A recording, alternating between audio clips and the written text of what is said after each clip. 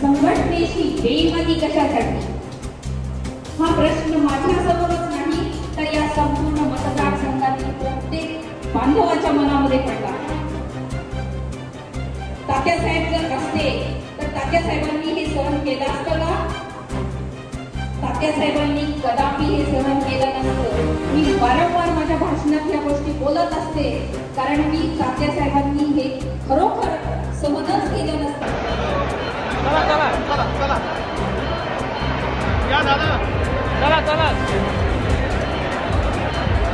थोडे जोरात चला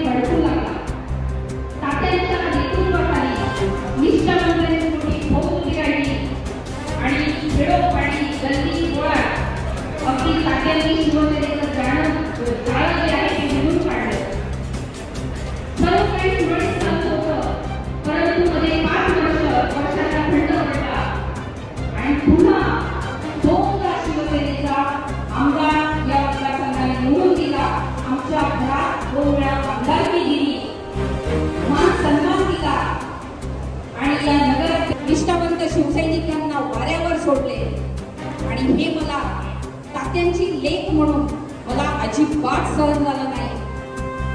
खरं तर आपल्या सगळ्यांना रसही नव्हता, पण मला हे सगळं असह्य झालं आणि म्हणून मी राजकारणात सक्रिय झाली आणि ठरवलं की काही झालं तरी चालेल, पण तात्यांचा जो काही मार्ग आहे तो मार्ग आणि तात्यांची